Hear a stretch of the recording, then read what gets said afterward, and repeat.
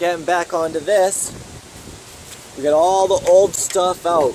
It's all slicked up, no column, no wheel. Kind of weird looking like that, but that's out. And we got the new Orbital setup all together. The wheel, the shaft, the quick release, the mount, and the Orbital all mocked up together. The setup's a little bit longer than I was expecting it to be, but that's okay. We're gonna make it work. I think it'll end up fitting fine. So let's go ahead and do a test fit of that in there.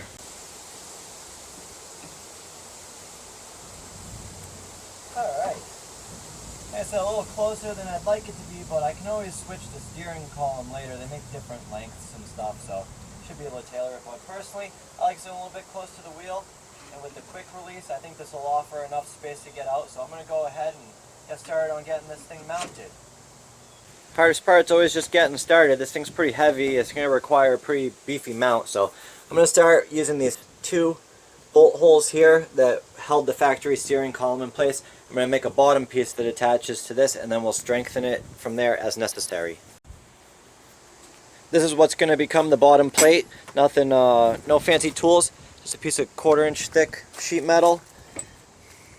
Got this to set out my hole pattern. This is the old column. This is my bend line that I'm just going to cut and bend. Cut that off using the old cutoff wheel. Let's go.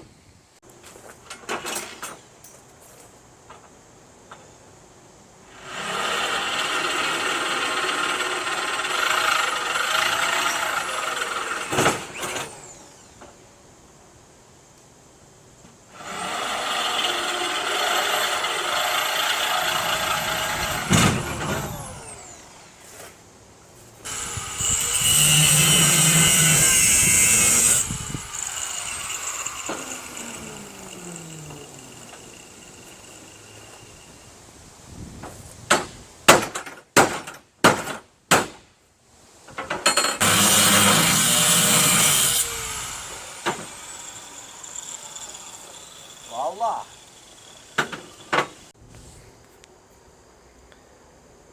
That's how that ends up working out. You just weld it up when you're done. Check that out. Get the angle almost perfect. Just gotta trim it up a little bit. Bolt that up in. Go.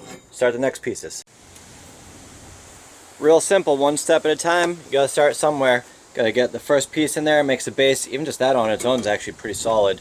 And then I can tailor the height and the distance forward and back of the Orbital setup.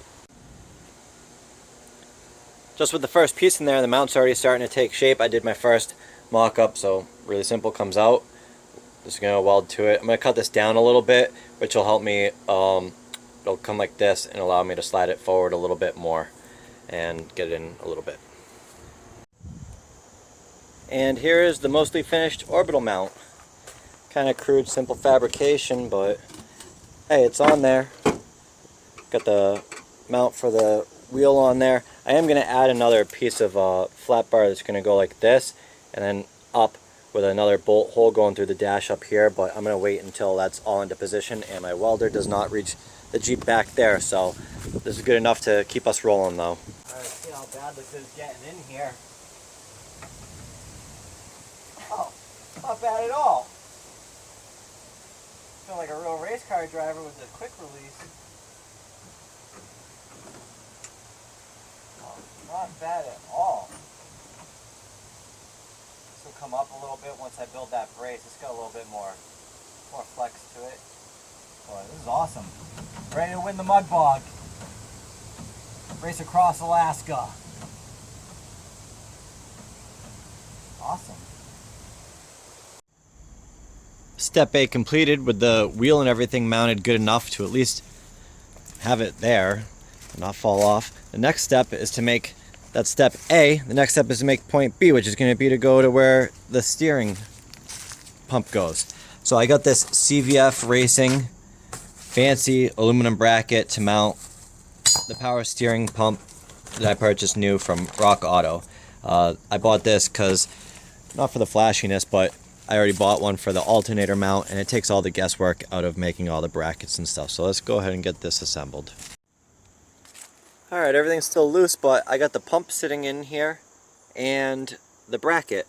So it all looks pretty good. I did have to put a couple washers in here because by eye it seemed a little bit short, but I'll mess with that a little bit later on. But that's in there. And also in the stack of parts, I got this really cool pulley. Fancy stuff. It's billet aluminum. Same price as a steel one. I don't know how that works, but this is going to sit down in here. I just wanted to check for clearance.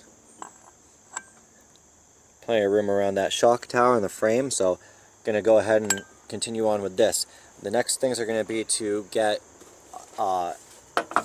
bushings to weld into here. I'm going to have to take out the stock pressure and return line, and I'm going to put AN fittings in there, TIG those on, and make an extension for this.